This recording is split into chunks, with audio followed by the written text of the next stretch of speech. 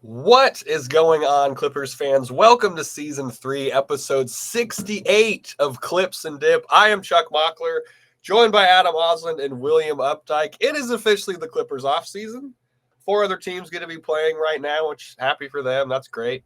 But we are still bringing you Clippers content. Thank you for listening. Thank you for watching if you're checking us out at youtube.com/@ClippersPodcast.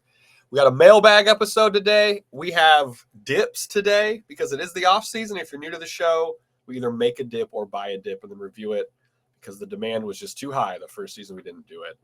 Before we get into these fantastic listener questions, Will, Adam, how the hell are we feeling? It's been a bit of a weird week. Shea was named MVP. Ivica Zubac's named second team all defense. Some say just as difficult to win as MVP. Adam, how are you doing? I'm hanging in there. It has been a rough week. A lot of people upset, opening up old wounds with SGA, and it's probably not over yet. Should they get to the finals or win the championship, that's when the maximum pain hits. So, yep, just got to deal with it right now. Will, are you weeping in your Shea jersey at work this week after the announcement?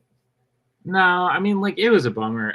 I think the thing that hurts even more is I think if you're a Clippers fan, you know in your heart, right, that even if that trade doesn't happen, if we don't give Shea up, I don't think he becomes an MVP with this team and the way that we've dealt with talent. So I'm not happy, but I'm happy for him. Yeah, that's fair. Some talent. If you're honest with yourself, take a good hard look in the mirror and tell me that you think that this team would have developed Shea into an MVP. And go from there. I do think it's very circumstantial. Him getting to this point, playing with CP3 his first year with OKC was big for him. I think Schroeder was big for him too.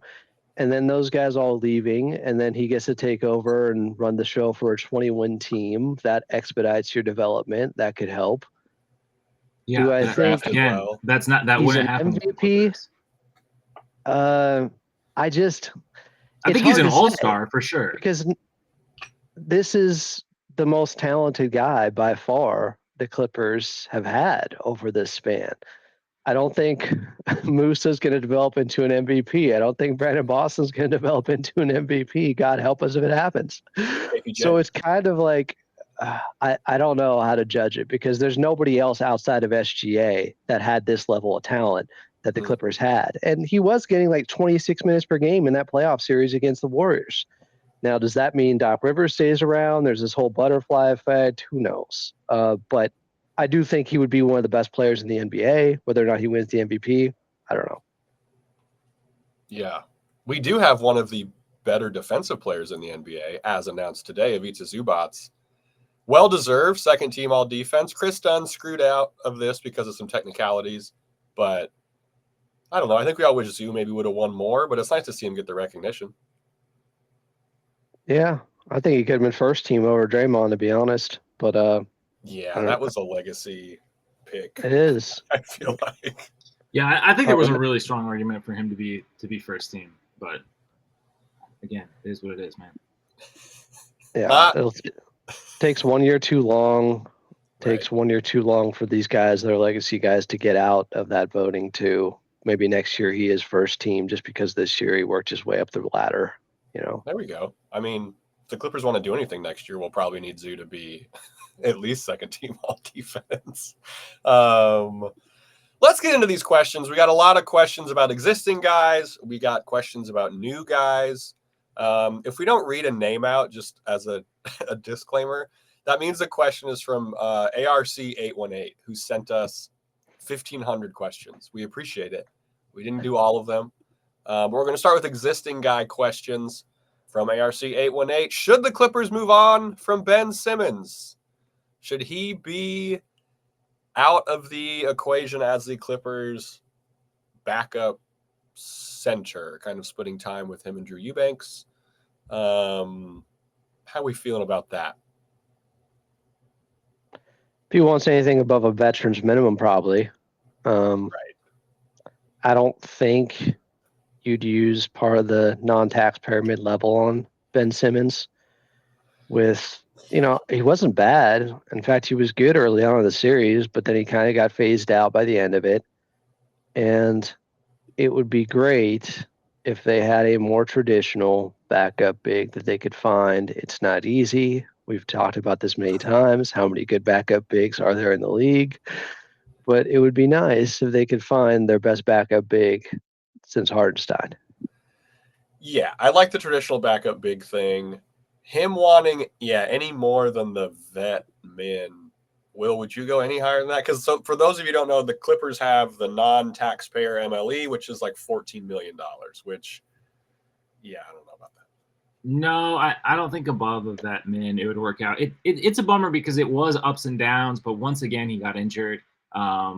Missed some significant time there. He was never going to play back-to-backs. Coming in as late as he did, you would have liked to see a little bit. I would like to see what could have happened with a little bit more like comfortability and time. And you saw some of the tendencies kind of rear their ugly head, some of the passiveness offensively, but there were some really great stretches of him, even in the playoffs. In that rout over Denver, I mean, he had a solid stretch in that one. And even like picking up Jokic a couple of times that I thought was, I thought was encouraging. I thought that was promising, but it's just, on an MLE that just feels like too big of a gamble for me. I just think that there's anything over like $1 million. Yeah. I just think that there's, because what's the vet min right now? It's like 4.5 or 5, something like that. 5, Somewhere 3 or 4, maybe. If maybe he would do like a 1+1 on that, with the player option on the second year, so he can, if he ends up, I mean, because to be honest with you. Yeah. If he even stayed healthy for a full season, I think there would be offers out there. Like, I think that there could be interest out there. I just for me, it's too much of a gamble right now for more than that. And I like, Adam, your point about the traditional backup big, because he's like a backup. He's like a combo piece. He's like a combo big, so it's not really a backup five. But he has the size and athleticism that they could use him in more of a traditional role. It's just, when he came to the team, Norm was out of the rotation. They were interested. Chris Dunn wasn't looking great as a ball handler. They were really interested in using him as a facilitator and using him to push things in transition. But maybe you pivot to just having him be in more of a traditional sort of center role, and that other stuff is just kind of like sprinkling on top, and maybe it could look a little bit different. I don't know, but again, it's like it's kind of a gamble outside of a min. Yeah, the hybrid part of him does intrigue me because the Clippers do like playing small, and he can bring the ball up obviously very well. He gives you kind of a little bit of both worlds there. I wouldn't hate it if they brought him back. It's really more so about the health and then just the confidence of him on the offensive end, if he's willing to take shots. But, if he could be a regular season innings eater, that'd be great. I just don't know if that's realistic based upon his health situation the last few years. Yeah. And the interest will be, it's a weak free agent class. Like, there's going to be more interest or not, just based on the fact that, I guess in this case, lowering tide lowers all ships or something like that. The inverse of this. Next question from Arc818. Should the Clippers move on from Norm, extend him, or play the season out? I thought, and in this context, I'm assuming move on means trade before the season starts. Yeah.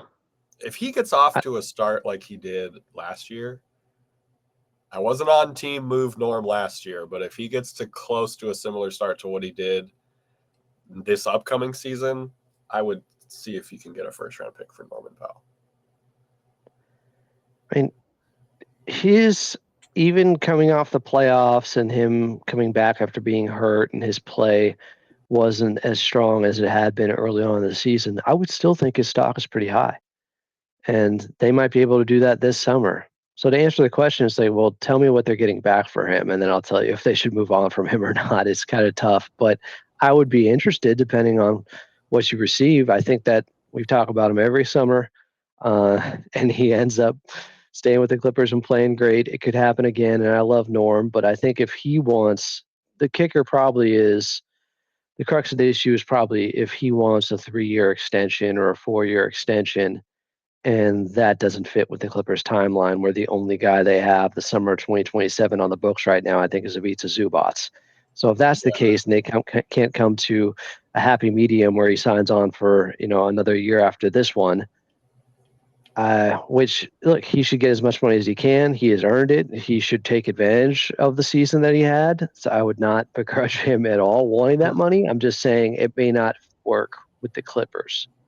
It's like what Lawrence Frank was saying in that the only exit interview was like, we're going to talk with Norm and see if it lines up, like big picture with all that stuff. But also, like, Will, they don't have to sign him imminently. Like, they can wait, I'm pretty sure, to give him a deal.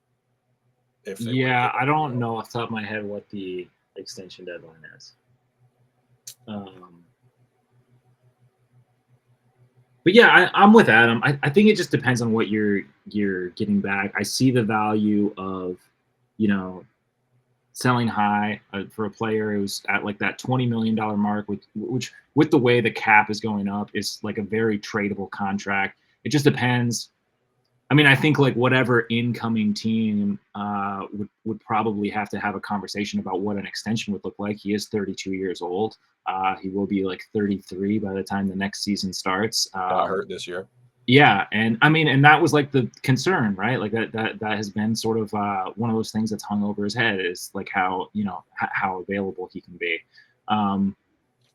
So I just think it depends on the return, and I feel like we have this conversation almost every year, and I think this year more so than others. I think the previous last couple of years when this has come up, we've said Norm is pretty indispensable, and I think again this year it's sort of like you just need to level set on what you want to do and what you want the next phase of this team to look like. Right now, yeah, it's like of what this team looks like, and I mean, this was a team that struggled to score. This was a team that really needed Norm, and you don't know how many games you're going to get from Kawhi next season. There's going to be, the regression is, incoming for James, which not a knock on him, just, as he gets older. But I do think, I think you're picking up the phone. I think you're listening, but I think if it's not a young asset or a pick, I guess I would say just ride it out for the season. Like I guess that's my stance currently. And then you sign him to go ahead, Adam. I mean, you definitely don't want to lose him for nothing. That's that would be a problem. So I think it's more likely than not he does get moved at some point, because I don't know how they work out that deal. If you do sign him to a deal, maybe because the cap's going to go up every year, all that good stuff, that's still tradable before after next season. That's still a tradable contract. So it really does all, Adam, like what you were saying. It aligns with. It depends on how he aligns with Lawrence Frank. It's the biggest crux. And just the market. Like it's just.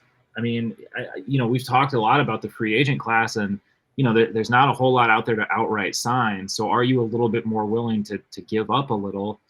And then, I mean, on the flip side of that, like, if that's a contender team, is that first round pick really worth your while? If it's going to be a lower one anyways, I don't know. A lot to think about, but I think they're definitely picking up the phone and have been doing so. And even if, sorry, Will. Oh, no, I was just going to say that I think they've been doing so more so than previously. Yeah, and even if he signed an extension, does that mean he's going to be here the entire time? No, we just saw that with Terrence Mann last year. Totally. If it's still a tradable contract, he could still, that could make him even more of an asset to some teams to see that he's not going to be a rental if they trade for him this year. That's true. Intriguing. All right. Will, what do we got next on the questions? 1 sec. Let me pull up this. Since reportedly people read the breakdown. All right. So Josh Sexton wants to know, since we're expecting the Clippers to run it back next season, and we're likely going to see similar results in the regular season, barring injury, what would you guys suggest the organization do in order to guard against Harden being a playoff dropper? Also, shout out all the UK listeners. This might sound stupid, but I think we just have to hope that he doesn't. Like, I don't know what it means to get something like we get someone else to be really good in the playoffs instead of James Harden, because I don't think that This to me gets so frustrating because if there was a switch to flip, I would flip it, right? Like we would all do that. It will like, and this is what I talked about in the playoffs. Like, I just feel like his failure to address the media, I feel like is like indicative of a deeper issue wherein he's not realizing the problem, or he doesn't think that there's a problem and it's just a series of bad games or something. And like, if you don't address it, I don't know how you ever expect to improve. And this is the thing that's so frustrating to me about players that are like the talent level that he is. Like, you got to be willing to, take some feedback at times. And I feel like, yeah, this is like almost bordering on like a Russ thing, where it's like you're not the starter anymore. Obviously, Harden is still at like a starter level, but it's like, if these guys would be willing to pivot, to give up an inch, it could extend their careers, and it could, kind of change how they play. And I think that's how guys find value, and how that's why I think guys like CP3 continue to be in the league despite the declining athleticism, despite, not being at the level, is they're willing to adjust their game. And that's what it's going to take. That's what it's going to take for him to be better in the playoffs. Is he willing to do that? I got to be honest, it seems like a no. So the thing is with him, is it adjusting his game? Or is it, because it's not like this is new and it's something that he's had with age and he can't do the stuff he used to do. It's the same stuff that he does well in the regular season. It's the same stuff that he does well earlier in the series. In fact, even as late in the series as Game 6, where he had a spectacular performance. And I'm not just going to write off the fact that he played 47 minutes, I think, in that Game 6, and that didn't have some effect on him in Game 7. Right. What, an early start 2 days later, whatever it was, with 1 day off in between. There is something to that. Yeah. Now you look at elimination games or Game 7s with Harden, and he's shooting like 35% in his career.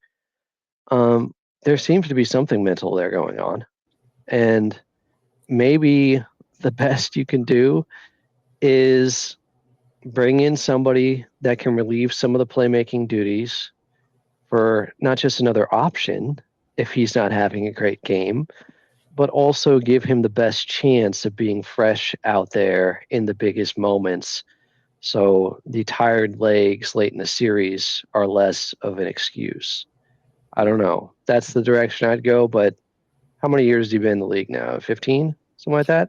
We see it seems like he has trouble adjusting to once a defense has figured him out. It's really hard to play a team 7 times. It's really hard to beat the same team 4 times. And he has these things that he can rely on in the regular season because you're not seeing the same team night after night after night. But when someone studied film on you, you have to be able to adjust and move in the moment a little bit more. And I just for whatever reason, I just don't think that he's been able to do that. I don't think that he's been able to pivot as well. I think that's a good point. I think that's fair. He's an analytics monster, which means threes and layups, and there's not much in between. Thanks, Mike D'Antoni. And that game maybe is something that's easier to figure out as the series goes along. Yeah, if the guy handling the ball has 2 options or 2 go-tos, I mean, it's a little bit easier for a defense to figure out. I don't know. Now, if guys are knocking down shots, he did have 13 assists in that Game 7. He could have had more if guys were hitting their shots when he is creating good looks off of those actions. Well, then we're not talking as much about Harden, but you have a game where 27 straight missed 3-pointers by the Houston Rockets in that Game 7, and Chris Dunn and DJ missing shots in that Game 7 for the Clippers. There's a lot of different factors, but ultimately he's a top 75 player of all time. You got to be accountable. He hasn't been good enough in elimination games. He's had a great playoff series. He's had great playoff games. It's the elimination games that he's had some real low points. And unfortunately for him, especially at this stage of his career, the Clippers we rely on him to score more than you would like to. For where he's that's at. Part of it too. Yeah, we need him to be if him great. Just getting to 15 assists would be enough to lift the Clippers in an elimination game. Cool, that'd be great. But he needs to have 25 plus that, and that's it's just a tall order. I think that was part of the reasoning of why when they brought him in last year, it was to just be the main playmaker for Kawhi and Paul George and not put as much on him scoring wise. Therefore, he could age more gracefully and not have to have so much on his plate. But this year, obviously, that changed. And if no, He's also listen, if no Norm Powell's better, does that help James Harden? We're not talking about this, so it's not just James. There's a lot that goes into it. he's also a I want to play guy, which is admirable for a team like the Clippers. Obviously, Zoo's the same way. When you have these extra miles, the I want to play in the regular season's awesome, and then you maybe see how it maybe catches up with a team that relies on older stars in the playoffs. And I feel like we've been a little down on him in this segment. I just also want to say, like, love what James Harden did in the regular season. Like, I mean, this team. Of course, we needed it. This team does not get to 50 wins without him. I mean, he was so instrumental to what this team is. It's just, like I said, it's just kind of difficult or frustrating to watch guys as good as he is sort of struggle in the exact same way year after year after year. He did get 1/5 place vote for MVP, which tied him with a few other guys. So he finished somewhere around 10th in MVP voting. We'll take it. People don't bring that up when they talk about the Shea trade. All right, last question before we take a quick little break. Should Chris Dunn continue to start, or should the Clippers look at making a change? Adam, this is your guy. I want to hear your thoughts. Chris Dunn is my guy. I mean, I'll claim him. I do like Chris Dunn. I think he'll probably continue to start. Like, I don't know. What's the roster going to look like? It depends. If they're bringing everybody back. Bogey in the starting lineup. You're saying lean I don't into it. think Bogey's going to be in the starting lineup in place of Chris Dunn. Bogey's definitely been my guy. I think a lot could change if, like we talked about earlier, they made a move with Norm Powell. Totally. And if they brought in that 4 that can start next to Ivica Zubac. Now you're talking about, possibly bring in somebody else outside of Chris Dunn. But the reason he's there is because they think his point of attack defense wears on people and the ball handling duties. So that stuff could remain the same. That logic could stay the same. If James Harden is also still there, which you never know, like he has an option. What if he opts out and he wants 3 years? And Clippers like, we can't do 3. We can do 2. You just don't know who's going to be coming back next year in that starting lineup. Yeah, and because the difference, like if looking at it, all things as they are right now, the move would be you bring in Dunn, or no, you put Dunn on the bench and then you bring Derrick Jones Jr. in, so it's Norm at the 2, Kawhi, Derrick Jones, and then Zoo or something like that. But I don't know. I don't really know what the change is, right? We're going to get into new guy questions after the break, but he is really valuable. The numbers favor DJ. Season. Yeah, that's true too. And just about the same total minutes, right? Didn't we figure that out too? Yeah, it was back when that conversation was being had like a month and a half before the end of the regular season. The numbers were very close with minutes played in the starting lineup. But I think they were looking at some intangibles, and it's not like the Chris Dunn numbers were bad. It was DJ's numbers are even better next to these guys. The summer work will be interesting too. How the shot, not that he's going to not that either Derrick Jones Jr. or Chris Dunn I expect to drastically improve their 3-point shot, but they see where they fit and where the detriments were in the playoffs at least. So I could see a situation where one of them is moved, where they're just too similar in that way because neither shined, in a real way in that playoff series from 3.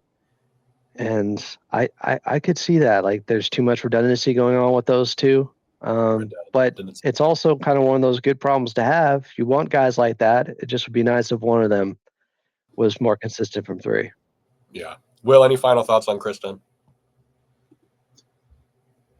No, I mean, I like the idea of is it too much of an overlap between DJ and him? But we did see some really great stuff from Dunn. It's a bummer that 3-point shooting wasn't there. It's a bummer that he wasn't seeing much time sort of by the end of that series. It's tough. It's tough. But another guy who, was definitely a floor raiser during the regular season. Yeah, need him to set that tone too. All right, coming up. Thank you for all the questions, by the way, for sending these in to at ClippersPod on Twitter and at Clippers Podcast on YouTube. Coming up, we're fielding questions about new guys, and then we will talk about dips in the final segment. If you're listening to us on audio, there's going to be a quick break. If you're watching us, there's no break. So ads coming up, and then new guy questions in 3, 2, 1. All right, welcome back into this special mailbag episode of Clips and Dip. We took some questions about the roster as is. Now we're looking at some new guys.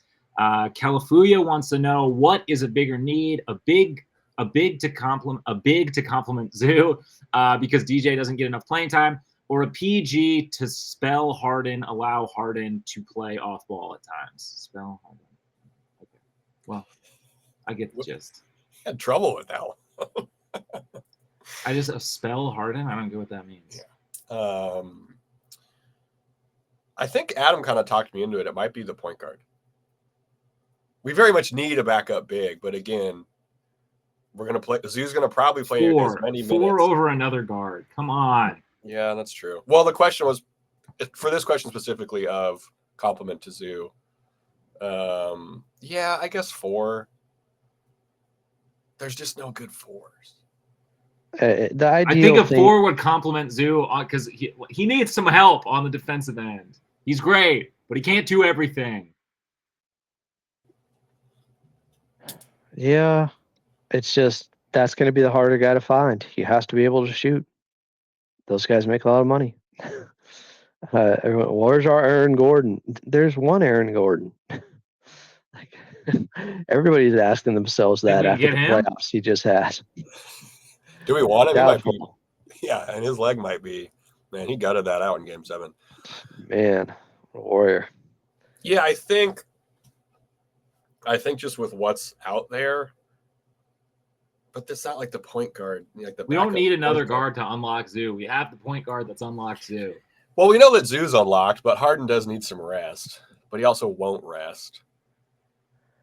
I don't know. I mean, if they have a good enough guard, it could force his hand, Coach Lou's hand, to get him more rest. And just because the other part of this is he played such heavy minutes early in the season because Kawhi wasn't back yet.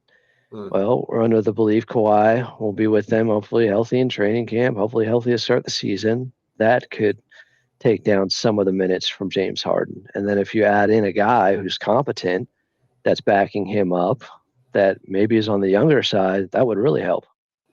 Plus Gershon Yabusele coming in at the 4. We're good. A+ summer. The Clippers win the offseason yet again. Getting dangerously close to chewing on Mike right now. Dangerously close, buddy. If you chew your dips on Mike, you will be muted. I think we were putting time out for 10 minutes. What was it? I don't think it's 10 minutes, but it's a couple minutes for sure. 10 would be really funny. All right. Joy Bella asks, we were so close, it feels like. Santi Aldama seems like he could do wonders for this team. Is he worth the full non-taxpayer mid-level exception? We won't yell at him like Bane. So Aldama is a restricted free agent who made less than $4 million last year, but it seems like he's in line to get a much higher rate this season, and it might be more than $14 million per year. But, yeah, it could be. Cool to have Santi Aldama, but I think he'll get more than $14 million offered to him. I haven't been able to get a gauge on just how good he is defensively if he's playing the 4. Some people are saying, he's solid. He's a try-hard guy. He's not great, but he can, in theory, guard a few different positions. But a lot of it's just based off the fact that, Triple J is out there and they have enough defense that might insulate him, so we don't know how good he is. Now, if you're playing next to Ivica Zubac, does that matter as much? If you're sandwiched in between Ivica Zubac and Kawhi, maybe you're okay. But I do think, the shooting's there. That's obvious. How good is he defensively? I really would love to know if there's a Memphis Grizzlies fan watching this pod. Let us know so we know if we want to steal your guy or not. Yeah, I mean, because defensively is also where you make your bones as the 4 in the Ty Lue lineup. I just think he'll get offered more. I mean, like the hustle fits, right? Like that, like Adam, like you said, but I just think he'll probably get offered more. And they can match anything that he's offered because he's restricted. Yeah. Probably not getting him. Probably like. Sorry, great question. Will, what are your thoughts? Do you have something to save this take, or do you think that we can get him if we throw in a couple in and out coupons? Yeah, it just fully depends on the market. But I love the idea of the acquisition. I've loved a lot of the ideas of some of the acquisitions and trades that people have sent. It's just like when the rubber hits the road, is that really realistic? Well, and also, he's one of the few good power forwards on the market. Yeah, and he's shooting he shoots like 38% from 3, like true 6'11". Like, I don't know, man. That's I checks a lot of boxes for the Clippers. I mean, if you could get it done for that, I'm fully on board. I think they would rather trade John Morant than let Aldama go. I think he's viewed as being in the larger timeline as they're going to give Triple J an extension this summer. Right. And they'd rather trade Bane or John Morant than let him go. Damn. All right, we'll figure something out to get him to the Clippers. He would be a great fit. Love the scouting. Joey Bella. I mean, yeah, absolutely elite scouting. I love the idea of this acquisition. I don't see it getting done. All right, here's another question that is kind of like a glimpse into why the new, I think, CBA makes trading difficult. Rudy Zavala asks, also, Rudy, hope you're doing well. Used to send us questions at Locked On Clips. Rudy's been listening forever. Hey, guys, would a trade of Powell and a second-round pick to the Rockets for Tari Eason or Jabari Smith Jr. work? No is the answer, and I will tell you why. Just based on financials alone, everything else take it out of it. Tari Eason makes $5.7 million next year. Jabari Smith at $12.3 million. So Norm doesn't work for either of these guys, since after this trade, they'd be over the first apron and they'd only be able to take back 100% of the salary that they're What sending about out. both? Can't see that. You can't combine it. And also, they wouldn't do that. I don't know if they'd trade one guy, even if it did work for Norm, to be honest. Fair. But this is also why trading with the aprons is a pain. They need scorers. They do need scorers. But this is why trading with the new apron stuff can be a pain, is mostly what I was trying to illustrate with this question. I don't think they do the trade either way, but financially, it's not possible. Wait, why is their cap situation so shit? I don't know if it's total shit. Let me look. You're spitting tobacco. But yeah, I don't think they do it. Adam, to your point, I don't think they do it if it was both for Norm. Done deal. It works per the rules. I think they have bigger plans if they're going to trade one of those guys or both of them. The Houston Rockets. Bigger than Norm? They do need scoring, but they're also a very young team, and those are really good assets. Those are good assets. And to answer why their cap is shit, Fred VanVleet's got a $44 million option next year. Dylan Brooks is making $21 million. Jalen Green goes up. I forgot about the overpays and then the high draft picks and how Jalen Green goes to 33. Sengun goes to 34. Reed Shepard's at 10. Jabari Smith Jr. is at 12. Amen Thompson's at 10. I mean, that would be cool if that did work, but I don't think they'd do it. What about 2 seconds? Good fits, though. Again, great scouting by the listeners. They don't need the seconds as much as the Clippers do right now. Yeah, that's also good. They have the young guys. Yeah, I don't think they need the seconds. Adam, what's this next question we got? This next one is coming from. Who is this coming from? Oh, the guy who asked all of them. Arc818. This is the same. Yeah. Why is mine all jumbled? I don't see his name. It's not crazy. The question. Is this how we find out Adam Okay. can't read? The question is, Squiggly should lines on my Clippers? computer. No, I was looking for who asked it. Should Clippers take on the risk of an older and often injured player like Malcolm Brogdon? They already have once. How high is the risk? How much are we talking? Like, he was coming off making $20 million. Now he's an unrestricted free agent. If you can get him on the minimum, I'm sure. Is he an MLE guy to you? The full MLE? No, Nah. not full. 5, like Adam, like you were saying, like the vet, like I'd be fine with that. I wonder what his market is, where his health's at, how much of it was just scratches because he was on the Washington Wizards last year. Like, He always that's seems what to teams are kind going of to. like have a market. Like it always feels like teams are kind of like poking around about Malcolm Brogdon. He's serviceable and doesn't have a ton of flaws for a guard. You know, Right. he can defend, he can shoot, he's got some size. He's nice. Will, are you in on Brogdon? Sure. I guess. I'm Who tired. cares? I'm tired of the Brogdon saga. Move on. More annoying. Get over her. More annoying. John Collins saga, Malcolm Brogdon saga. Equal. But At least the Malcolm Brogdon one. The Malcolm Brogdon one like actually happened, so I'll say the John Collins one is more annoying. Oh man, how about that Miles Turner? What if we made a move for him? As in sign him to $35 million a year in free agency. Yeah. Okay. Thoughts on Pat Beverly being brought back as the third string guard? Why? I think no. Just can we put a guy who might play there? Bring Pat. Who's being considered the second guard here? That's how bad Patrick Beverly is now. So like you can slot anybody else into the two in a second. I don't like him as the second guard either. How about that? I like it less as him as the backup point guard. He's one of my favorite all-time Clippers. Oh, I agree. I don't know where he's at physically. If I knew that, I'm good. When did he last play? I think last year was his first year out, where he played for he was in Israel. Right, which how many games was that even? He had to leave. He's potting a lot right now. Let's put it that way. We've been through the podcast road before. I mean, it'd be great. No more Potters on the team. Honestly, bring him on as a consultant coach. Bring him on as like a guy who only like is there for practice and home games.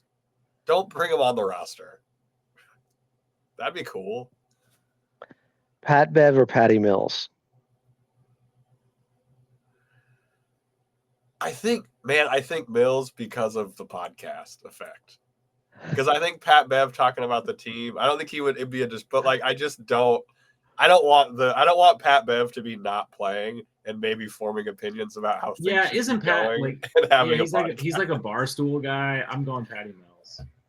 Who are you going, Adam? Both phenomenal options. Not really a loss with either one, obviously. I don't have to answer my own question. In fact, I refuse. I believe the Fifth Amendment. I don't know. They're both minimum guys.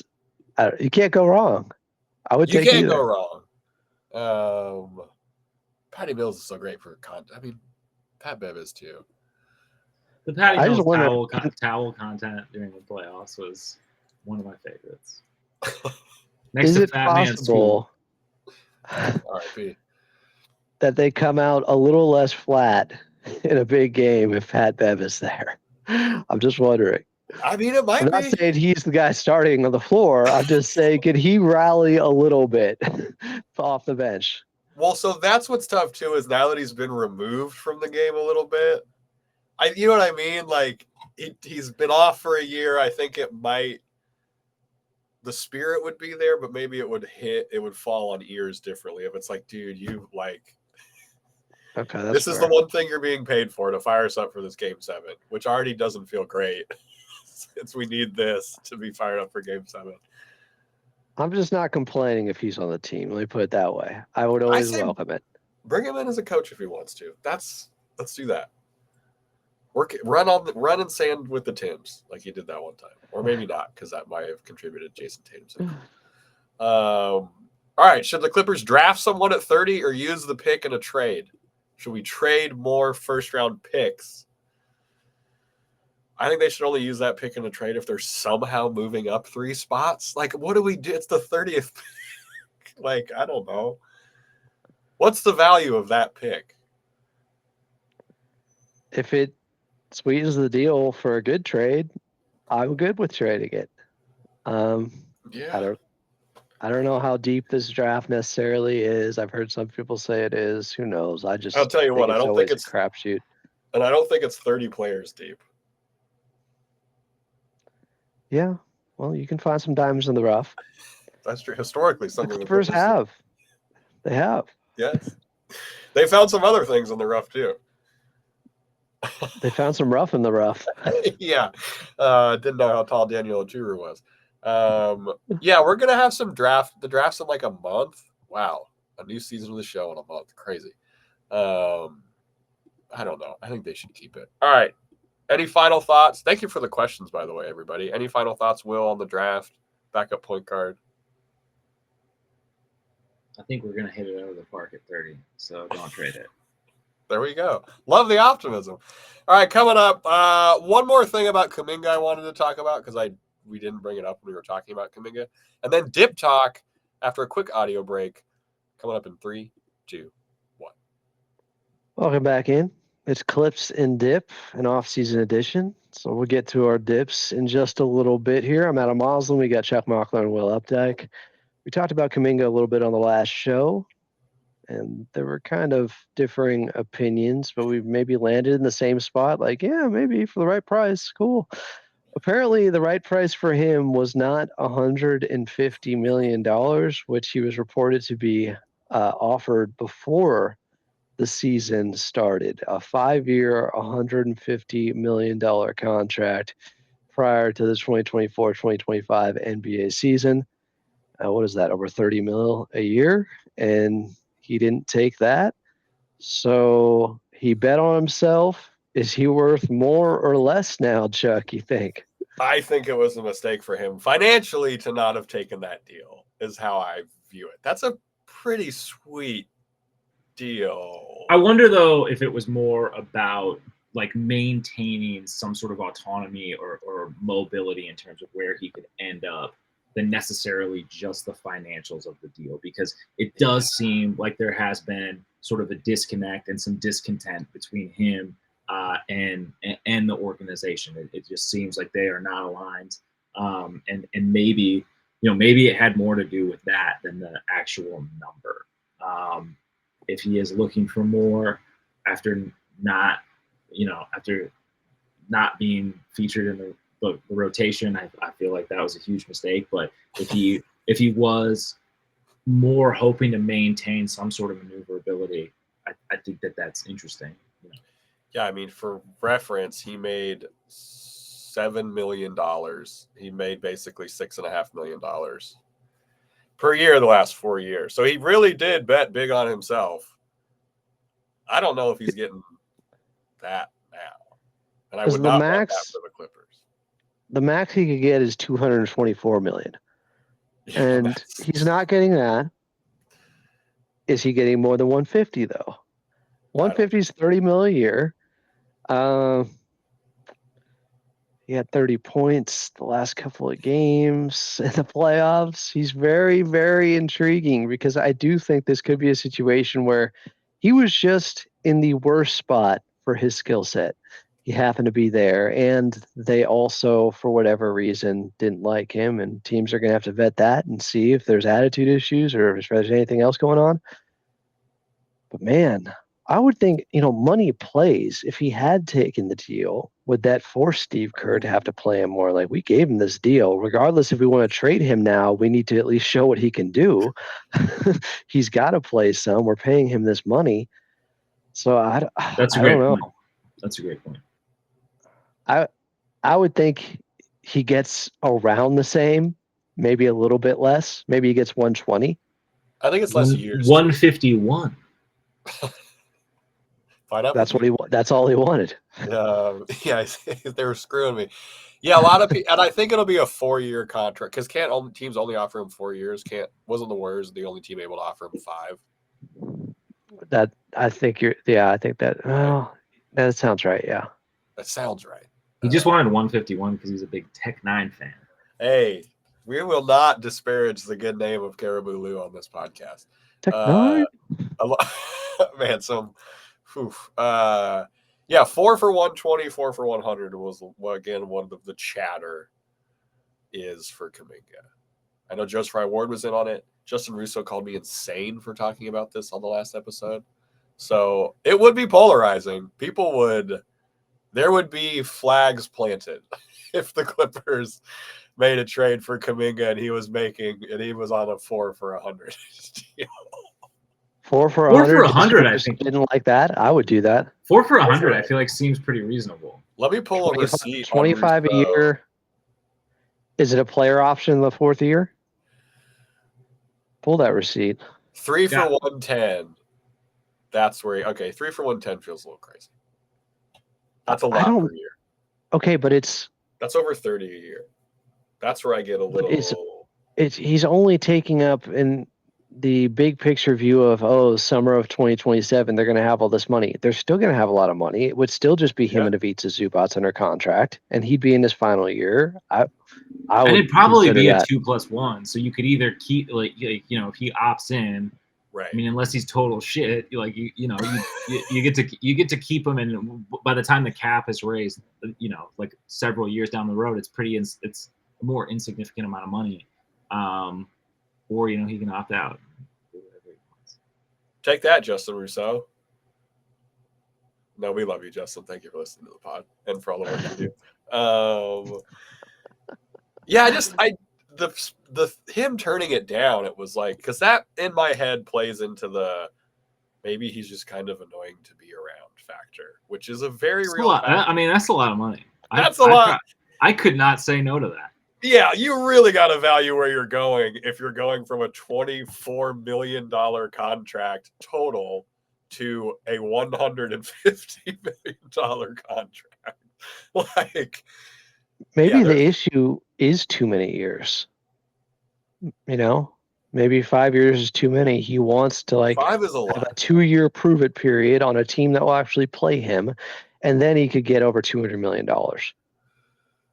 I don't know. I like that. And that would line up with the Clippers if he were to sign a 2-year thing and then trade. I wonder if they would match that too, because they're kind of on a 2-year. If you look at where Jimmy Butler and Steph and Draymond's contracts end. Well, their cap is their books are. I haven't looked a bunch at it, but I can't imagine they're good. There's a lot of flexibility with the Warriors right now, considering. Yeah. Butler makes like $60 million. Lacob's always paid. It's him and Ballmer that this new CBA is really trying to stop. And he seems to be a fan of Kuminga.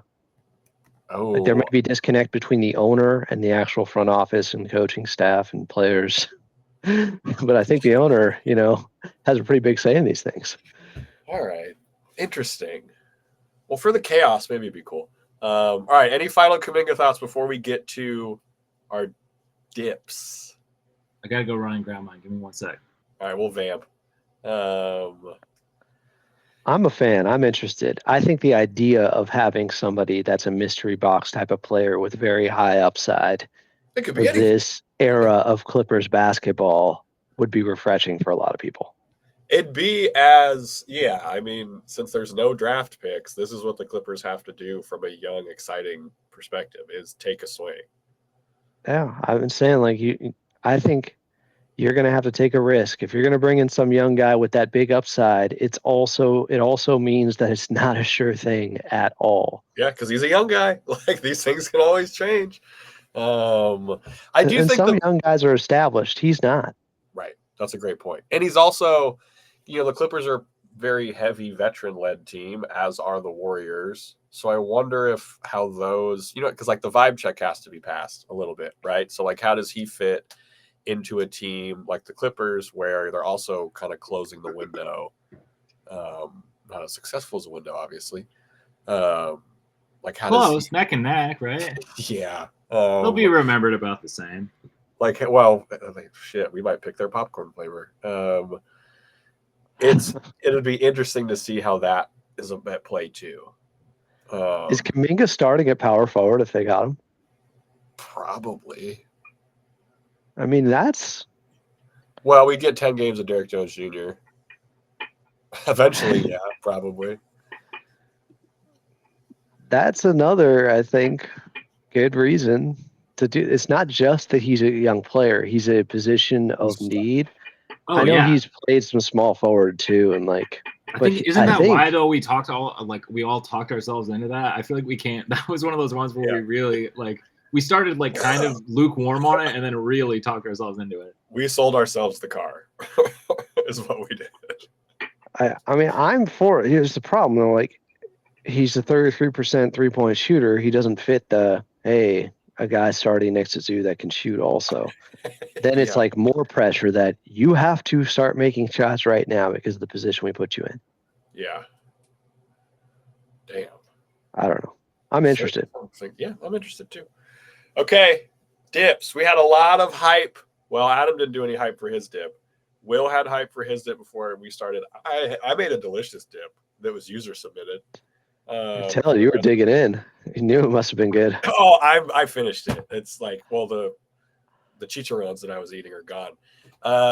Who would like to go first? Who would like to share their dip first? I'll go.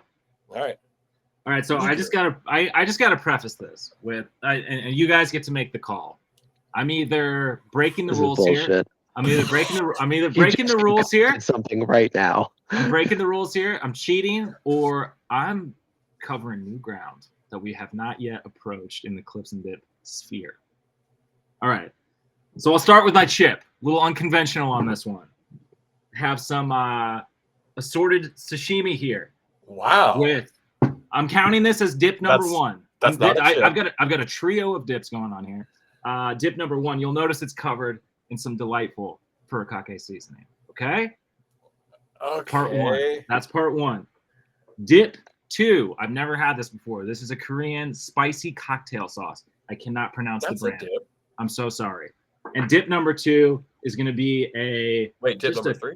Dip number three, really. It's just going to be a classic wasabi paste that I have mixed with some soy sauce, a light soy sauce. So I think the first thing is not a dip in any way. It's more of a seasoning. Okay, fine. I think the other I think I'm still 2 out of 3. I think the other two things are dips, and I also think you don't have to use chips. We don't have to call the sashimi chips. I used ground beef one time. Yeah, I appreciate the innovation is great and welcome. And we have a very international flair. So this will be my first taste of this too. I haven't been gnawing on it. I put it in the fridge this time because last time, if you tuned into the show, I had salmon. I had a salmon dip. It was out here sweating for a whole episode. It's hot as shit in my apartment. So this time I put it in the fridge, which is why I had to leave momentarily. But I'll go with we got some salmon going on here in this spicy cocktail sauce. Great. This is an expensive thing to possibly bring to a barbecue too. How many pounds of sashimi are you bringing for the Clips and Dip barbecue? It's not the entree. It's just, you're just taking little nibbles. Okay. Are you bringing this to the barbecue? I love this cocktail sauce. It is the best cocktail sauce I've ever had. Can you put it in the YouTube description so maybe they'll see it and send us some? Yes, it is so good. It's it's kind of got a gochujang thing going on here. Cool. Makes sense. Gochujang is the first ingredient. It's very good. It's very, very good. So you're bringing it to the barbecue for sure. And let me see what's going on with this wasabi. I'm not familiar with this brand. This is if I'm at the barbecue, I'm getting to it quick. I don't want to sit out there in the sun. Adam's. Well, that's why you're not bringing pounds. It's just everyone just takes a couple nibbles. Yeah, Adam's standing at the picnic table, tapping it, going, "I think the sashimi could go here." This is a wonderful wasabi. If it's really good sashimi, you shouldn't need any dip, right? This is a real wasabi because sometimes it's labeled wasabi and it's just horseradish that's been dyed green. This is the real deal. I'm giving this a 10 out of 10. I gotta be honest. It's coming to the barbecue. This is slapping. Yeah. Okay. Fantastic. Adam, your dip. Well, on the other end of the spectrum, Yeah, what do we got to follow that? Fritos mild cheddar cheese dip Let's go. with Terra sweet potato with sea salt chips for it. You love the Terras. Solid.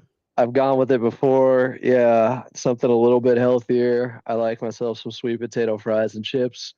And I gotta say, this Fritos mild cheddar, really good. Really good. Doesn't have the kick to it, but sometimes it's a nice little change up.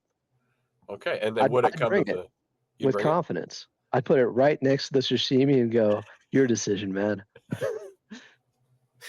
They flip a coin. You're giving them yeah, two-facing it. I was thinking sugar. Okay, so we're 2 for 2 on dips. We have also 2 dips that are very different ends of the spectrum. Would both be at home at the barbecue. Both of these would be hits, I think, at the barbecue. I went with a submission from Raymond Nassar. He said on YouTube, thanks for taking my suggestion to submit dip recipes. I'm from Puerto Rico and grew up making mayo ketchup. So I kind of knew what I was getting into. It sounds weirder than it tastes, which is actually amazing. Ingredients: 1 to 3 cloves garlic, depending on your taste. I did 2 cloves garlic. 3 tablespoons of ketchup, 1 lime to juice it, and then half a cup of mayo. If you include the garlic, mince the garlic up as fine as you can. Mix all the ingredients in a bowl until it reaches a consistent pink color, an even taste of garlic and lime if you included them. Enjoy them with anything that can be dipped. I ate this entire episode. You probably saw me. It was this sounds good as hell. Chicharrones. This is a phenomenal dip. This is so good. In the US we call it fancy sauce, but it doesn't include the lime and the garlic. So I like this elevation hadn't crossed my mind. We are reaching new levels of innovation on dip on this show. Yeah, we got international flavor. Like I want to like mustard fry a burger in this. Is how good it tastes. So thank you, Raymond. This was a phenomenal dip, and I would bring it to the barbecue. And this barbecue, might I add, is gonna have is phenomenal pressure on the maids at this barbecue because the sashimi, the cheese sauce, and the mayo ketchup are carrying the pre-main course. So I think we went 3 for 3 with dips, right? Yeah, Will's was questionable initially, but it worked out. Yeah, Will took us on a journey with his. He was like, it might not be a dip. It might be. Sending us. It just depends on. I don't know where you land on. Is a sauce a dip? Is a sauce a sauce? So, I don't know. Do we have time for this? One more thing. One last dip thing, and then we'll get out of here. I almost didn't make a dip. I made a curry this week that is phenomenal, but I didn't know if I could submit that as a dip. I know you dip things in curry, but I don't know if it counts as a dip with respect to the substantialness of curry as a dish. Can it be eaten without a spoon? Like, could you eat the entirety of it with something that you dip? Oh, yeah, no. Then I think it counts. For me, that counts. Okay. All right. So, Adam, where are you at on that? I don't know. I was thinking, like, is it the consistency? If it's too watery, is that a dip? But then there's some salsas that are, I think, dips that are pretty watery. So I don't know. This is tough ruling. We did land on, I'm not sure, hot sauce. I think hot sauce is a stretch. Hot sauce is not a dip. I was lambasted for that on this pod. One of my worst takes. I think my only bad take. That about wraps everything up. We'll be back with y'all next week to talk some draft prospects because there's a bunch we could talk about since the Clippers pick at 30. Might have a special guest. Maybe we'll bring Justin Rousseau on to debate the Kuminga thing. We'll really sow some seeds of discourse.